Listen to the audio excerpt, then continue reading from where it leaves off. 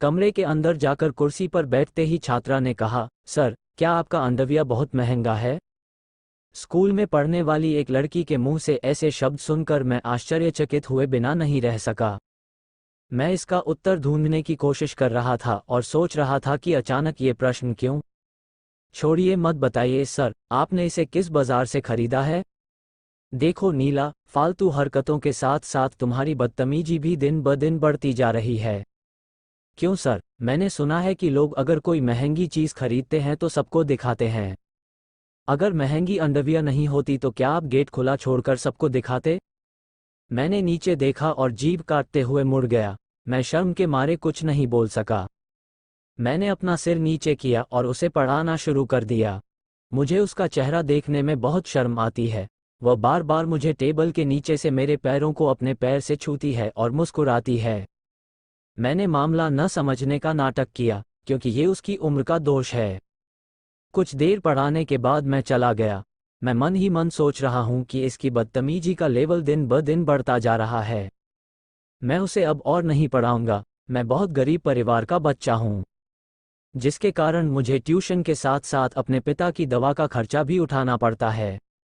मैंने घर जाकर देखा तो पापा की दवा खत्म हो गई थी। मैंने अपनी जेब में हाथ डाला और देखा कि केवल 500 रुपये हैं। महीने में अभी 3-4 दिन बाकी हैं और इन 3-4 दिनों को इसी पैसे से चलाना होगा। सोचा पापा की दवाइयाँ ले आता हूँ, बाकी बाद में देखा जाएगा। 2 दिन बाद आंटी का फ़ोन आया। क्या हुआ बेटा, तुम नीला को पढ़ाने क्यों नहीं आ रहे हो? मैं कुछ कह भी नहीं सकता। मैंने नीला को फिर से पढ़ाना शुरू किया। समझ नहीं आ रहा था कि क्या करूं। एक दिन अचानक नीला ने मेरा हाथ पकड़ लिया और कहा, सर, मुझे आपसे कुछ कहना है। मैंने उसकी बात सुने बिना ही कुछ अनुमान लगा लिया, इसलिए मैंने उसे कुछ भी कहने का मौका दिए बिना धमकी भरे लहजे में उसे पढ़ने के लिए कहा और उसकी माँ से सीधे कह दिया कि मैं अब नीला को नहीं पढ़ा सकता। दोपहर को एक अनजान नंबर से फ़ोन आया। मुझे पता चला कि यह नीला है। मैंने फ़ोन रखना चाहा तो उसने कहा, सर, एक बार मेरी बात सुन लीजिए। बोलो, क्या कहना है? सर, क्या मैं आज रात आपके घर रुक सकती हूँ? ये लड़की क्या बकवास कर रही है? तुम्हारी हिम्मत कैसे हुई इस तरह बात करने की? और कभी इस नंबर पर कॉल मत करना। तब से नीला ने फ़ोन नहीं किया है।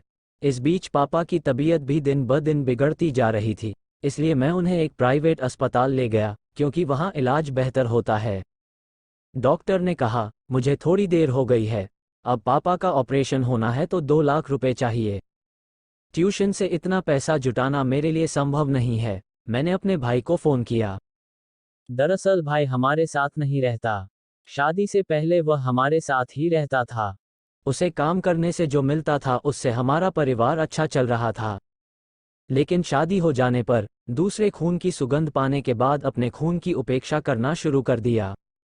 जब भाई को पिता के बारे में बताया तो उसने बोला, अब मेरे पास उतना पैसे नहीं हैं, और जो है तुम्हारी भाभी की डिलीवरी में लगेंगे, और पापा सिर्फ मेरे ही नहीं तुम्हारा भी। मैंने फ़ोन रख दिया क्योंकि मैं समझ गया था कि उसका मतलब क्या था। मैंने कुछ पैसे उधार लिए और बड़ी मुश्किल से 1 लाख रुपये जोड़े। क्या बात कर रहे हो? तुम्हारी तंगी का सोचकर हमने 2 लाख रुपये मांगे हैं। मैं किसी और से 3 लाख रुपए से कम नहीं लेता। प्लीज़ डॉक्टर, मेरे लिए इससे ज़्यादा मैनेज करना संभव नहीं है। तो तुम यहाँ क्यों आए थे? इन्हें किसी सरकारी अस्पताल में ले जाओ। तुम्हें वहाँ काफ़ी कम कीमत पर इलाज कर देगा। मैं अपने पिता को नज़दीकी सरकारी अस्पताल ले गया। मुझे भगवान पर भरोसा है, वही फैसला करता है कि मैं जीऊं या मरूं। पापा अब बिल्कुल स्वस्थ हैं। उस दिन के बाद से भाई से कोई संपर्क नहीं हुआ। आज शुक्रवार है। सुबह मैं बैठकर फ़ोन पर गेम खेल रहा था, तभी नीला की माँ का फ़ोन आया। फ़ोन पर बोलते वक्त आंटी रो रही थी। क्या हुआ? आप क्यों रो रहे हो? बेटा, नीला फिर रो पड़ी। क्या हुआ आंटी? बेटा, हमारे घर आओ। उन्होंने फ़ोन काट दिया। नीला की आईडी चेक करने पर एक मैसेज मिला, अगर मुझे कुछ हो जाए तो मेरे घर आकर मेरी डायरी ले जाना।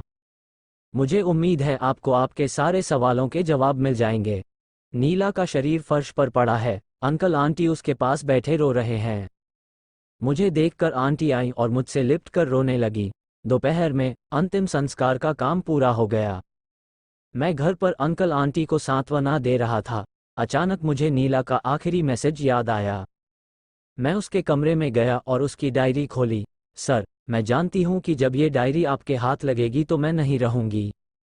आप मुझसे कई बार कहते थे मैं बदतमीज हूँ। लेकिन आप जानते हैं सर, मेरी बदतमीजी आपके आने से लेकर आपके जाने तक ही सीमित होता है।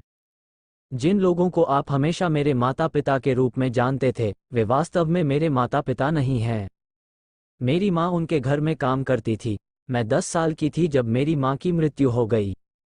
मेरी माँ की मृत्यु के बाद इन लोगों ने मुझे अपने पास रख लिया क्योंकि उनकी कोई संतान नहीं थी। पर सर, एक बात है, पराये कभी अपना नहीं बन सकते। जब से मैं उनके घर रहने लगी, पापा मुझसे बहुत प्यार करने लगे। फिर मैंने सोचा कि शायद वो मुझसे बेटी समझकर प्यार करते हैं। लेकिन जब मैं 12-13 साल की हुई, तब मुझे समझ आया कि पापा के प्यार में एक तरह की शैतानी छिपी हुई थी।